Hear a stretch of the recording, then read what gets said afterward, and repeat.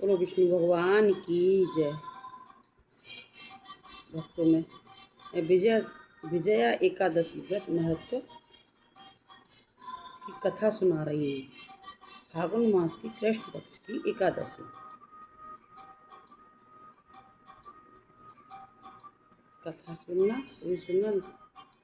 Like करना, share करना, subscribe करना।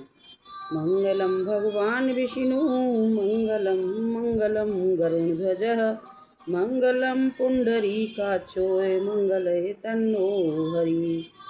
युधिष्ठिर बोले, हे जनार्दन, हे वासुदेव, फागुन मास के कृष्ण पक्ष की एकादशी का क्या नाम है तथा इस व्रत की विधि क्या है। भगवान श्री कृष्ण बोले कि हे पांडुनंदन, एक बार देव ऋषि नारद ने भी ब्रह्मा जी से यह प्रश्न किया था। तब ब्रह्मा जी नारद जी से बोले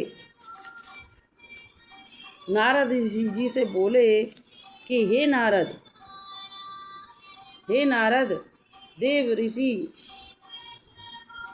देवर्षि विजया एकादशी का व्रत अति प्राचीन वे पापनाशक है। यह सर्वत्र विजया प्रदान करने वाला है, इसमें तनक भी संशय नहीं है। त्रेता युग में भगवान श्री राम को जब 14 वर्ष का वनवास हुआ था, तब वे सीता जी और लक्ष्मण के साथ पंचवटी पर रहने लगे और रावण ने बड़ी चतुराई से श्री राम की पत्नी सीता को हरण कर लिया।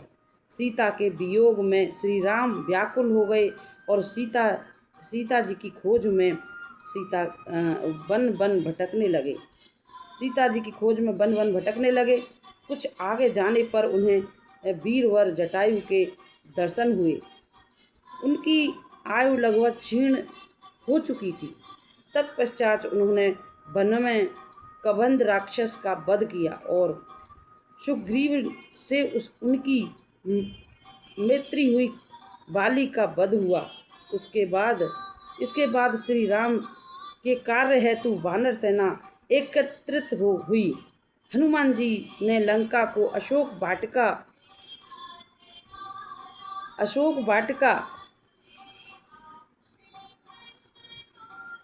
में सीता का पता लगाया और राम नाम अंकित मुद्रा उन्हें भेंट की।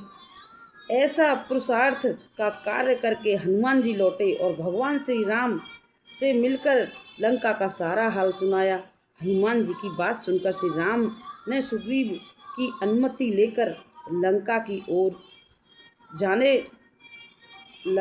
ओर जाने का मानस बनाया और समुद्र तट पर पहुंचकर लक्ष्मण से कहा कि हे लक्ष्मण, इस समुद्र को हम कैसे पार करें? इसमें तो मगरमच्छ आदि बड़े बड़े जल के जीव हैं। ऐसा कोई सरल उपाय दिखलाई नहीं देता जिससे इस समुद्र को पार किया जा सके। तब लक्ष्मण जी ने कहा कि हे प्रभु, आप तो पुराण पुरुष हैं, आपसे क्या छिपी है। यहाँ से लगभग आधा योजन 2 कोस की दूरी पर मुनि बकलाभव्य का मनोरम आश्रम है। आप उनके पास जाकर उन्हीं से इसका उपाय पूछिए।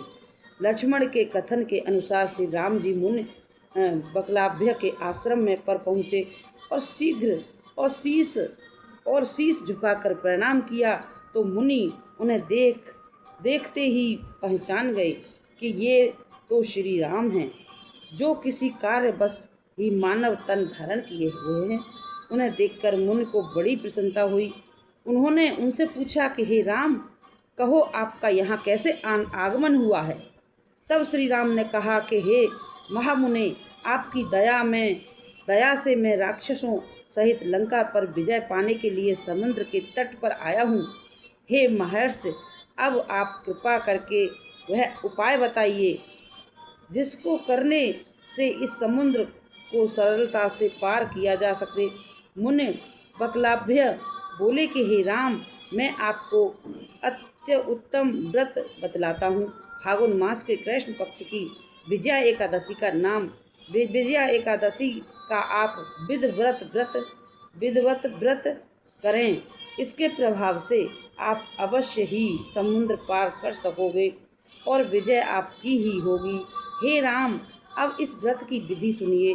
दसवीं तिथि को सोने, चांदी, तांबे या मिट्टी का जल पूरित कलश स्थापित कर उसमें पंचबल्ब डाल दें। फिर उस पर भगवान नारायण की स्वर्ण निर्मित प्रतिमा स्थापित करें। एकादशी तिथि को प्रातः स्नान करके माला, सुपारी, चंदनाद से भगवान का पूजन करें। कलश पर 7 प्रकार के धान और जौ रखें तथा गंध, धूप, दीप, नैवेद्य से पुनः पूजन करके कलश के सामने बैठकर सारा दिन उत्तम कथा वार्ता करते हुए व्यतीत करें तथा रात्र में जागरण करें। अखंड व्रत सिद्धि हेतु घृत का दीप जलाएं। द्वादशी के सूर्योदय के बाद कलश को निकटवर्ती नदी, तालाब, झरने पर ले जाकर स्थापित करें और यद विधि पूजन करके देव प्रतिमा सहित वह कलश किसी वेद पाठी ब्राह्मण को दान कर दें। हे राम, यदि आप सेनापतियों सहित इस विधि से इस प्रकार को करोगे तो आपकी विजय अवश्य होगी। ब्रह्मा जी बोले कि हे नारद मुनि के कथन के अनुसार श्री राम ने विजय एकादशी का व्रत करके युद्ध में रावण को मारकर लंका पर विजयी हुआ और सीता को प्राप्त किया। जो कोई भी इस व्रत को करता है उसे इस लोक में विजयी मिलती है और उसका परलोक भी अवश्य रहता है। श्री कृष्ण बोले कि हे राजन, इस विजय एकादशी का व्रत अवश्य ही करना चाहिए। इस कथन का प्रसन्न पढ़ने व सुनने से वाजपेयी यज्ञ का फल मिलता है। बोलो विष्णु भगवान की जय। बोलो विजय एकादशी व्रत महत्व कथा समाप्त हुई। फागुन मास की कृष्ण पक्ष की एकादशी मैया की जय। अरे रुक जाओ,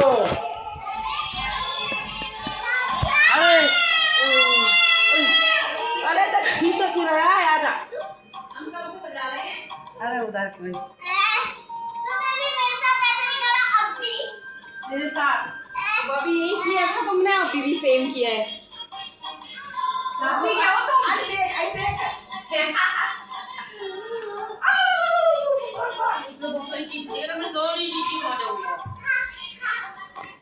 ये देखो बिना बात के रिकॉर्डिंग चल रही है, फिर कहते हैं कि आवाज से बैटरी चली गई।